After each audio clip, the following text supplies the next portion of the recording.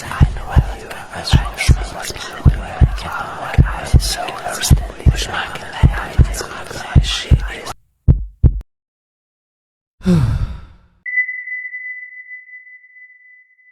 guys, Pian Syazidan di sini. Kali ini kita akan membahas bab ketiga sosiologi dengan judul identitas diri.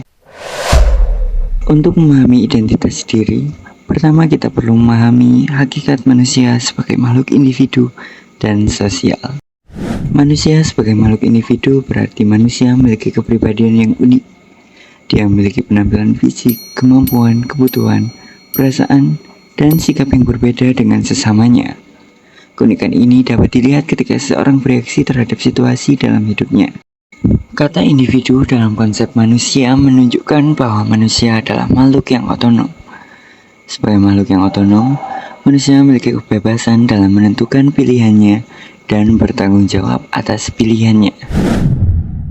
Selain sebagai makhluk individu, manusia juga makhluk sosial. Menurut Aristoteles, manusia pada kodratnya adalah makhluk sosial. Dia tidak akan memperoleh keutamaan dan menjadi baik jika dia tidak mempunyai teman dan terasing dari masyarakatnya. Menurutnya, manusia harus hidup dalam masyarakat. Di dalam hidup bermasyarakat, kita harus menunjukkan sikap sosial yang positif. Contoh bentuk sikap sosial yang positif adalah tenggang rasa, kerjasama, dan solidaritas.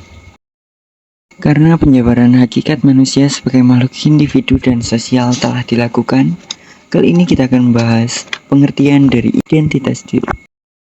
Dalam Kamus Besar Bahasa Indonesia, identitas diartikan sebagai ciri-ciri atau keadaan khusus seseorang, jati diri. Sedangkan Richard Jenkins 1996 dalam Giddens 2009 menyebutkan bahwa identitas adalah pemahaman kita atas siapa diri kita dan atas siapa orang-orang lainnya, serta termasuk pemahaman orang-orang tersebut atas diri mereka dan atas diri kita.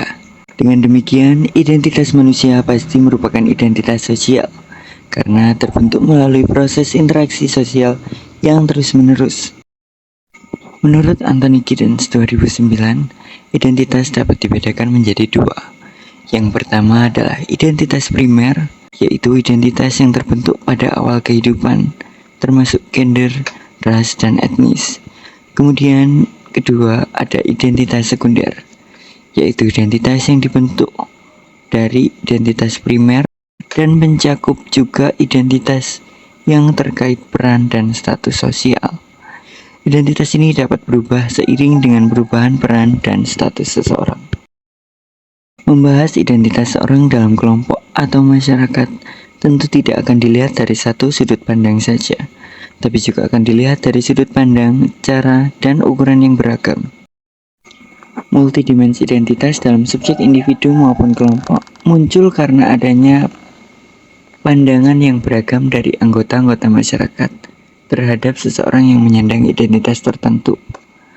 Hal ini disebabkan oleh cara pandang yang berbeda terhadap status dan peranan seorang dalam kelompok. Ukuran yang selalu berubah tidak sebanding dengan kemampuan seorang penyandang identitas. Budaya masyarakat yang beragam dalam memandang identitas seseorang. Membahas identitas individu maupun kelompok di masyarakat, pasti kita akan bahas pula tentang status dan peran yang disandangnya. Ini berarti bahwa setiap individu memiliki beberapa status atau kedudukan yang disandang. Misalnya, seorang siswa SMA mempunyai status sebagai anak dari kedua orang tuanya dan sebagai warga masyarakat. Status atau kedudukan seorang di masyarakat terkait kewajiban dan tanggung jawab yang harus dilaksanakannya. Status atau kedudukan merupakan posisi secara umum di masyarakat dalam hubungannya dengan orang lain. Di masyarakat sederhana dan masyarakat modern, setiap orang memiliki status masing-masing. Misalnya, kedudukan seseorang sebagai seorang anak, orang tua, dan tokoh masyarakat. Tiap status memiliki peran yang disandangnya. Peran adalah perilaku yang diharapkan oleh pihak lain terhadap seseorang dalam melaksanakan hak dan kewajiban sesuai dengan status yang disandangnya. Nah, gimana guys? Kalian udah paham belum soal bab ketiga sosiologi mengenai identitas diri ini? Kalau belum, silahkan tanya di di sesi komen ya. Itu aja dari aku. Sampai jumpa di kesempatan berikutnya.